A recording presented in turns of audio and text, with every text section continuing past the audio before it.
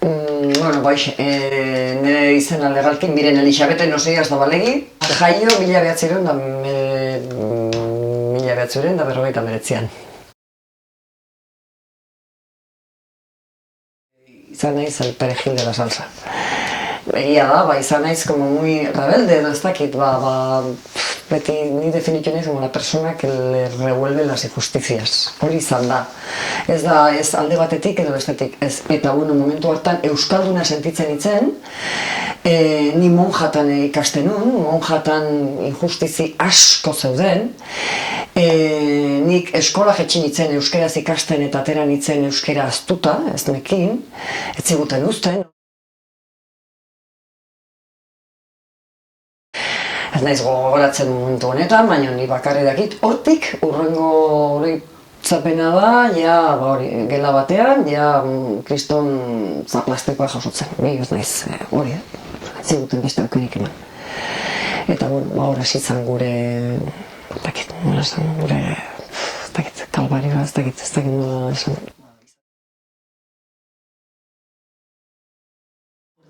Egia da beti esaten dut, daude gauz batzuk oso ondo gogoratzen naizenak, eta beste gauz batzuk, como que ametsa izan da, edo ez da gogoratu nahi.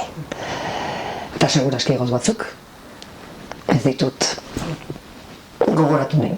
Egia da, nik 30 urtetan igual aparkatuta aukitut hor gauz asko. Momentu hartan gertatu zen zerbait niretzako oso fuertena izan zena. Tortura da eta denontzat bainera da, beste gauzak, baina psikologikoki emakumeek nire ustez jasotzen dugun tratua desberdina da. Eta beraiek daukaten arma ere, sexualki ere ibiltzen dute, netzako izan zen, lo peor de lo peor, beti esaten dut, pistola jartzea txarra. Baina beraiek emakume bezala sentitu arazi kezi zuenakin, nintzat oso, eta niretzako geroako ere, gerora, horrek izan du niregan eragin handia. Zeren, egia da lehen esanetena, dauzkazu egun asko, gau asko, etziagoatzen, gauz askotaz, ez dakizer, baina zerbait gelditze zaizu, zerbait sentituzu, orduan da gogorra, komekoko impresionante. Gizonezkoekin, beti izaten dut, son como más brutales, ez dakit, gurekin ere, baina gurekin psikologikoki eta fizikoki, erabiltzen dute pilo bat. Eta balimadakie bikotean dagoela, horrekin zelo pasan teta. Eta horrekin hori erabiltzen dute asko. Eta horren aurka, hori da zaila, zati beti esaten dut, golpe bat sendatu egiten da, beste guzti igual sendatu egiten da, baina hori gainetik edo burutik entzea, hori ez dakit lortzen man. Nahi nintzat, alderriotatik hori da, ninen dine bat egitena oraindik, eta ne burun dakatena, superatu gabe dakatena, nik ustet. Hori da, niretzako. Emakume bezala, sentitu nuna o sentitu arazi ziatena. Bai.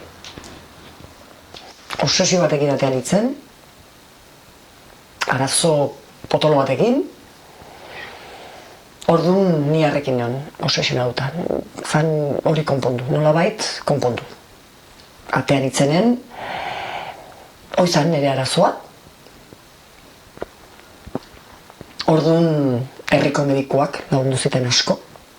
Orduan pentsatzazu herriko medikuak ziren maskarkaskeke niarek asko lagundu ziten, eta barei esker.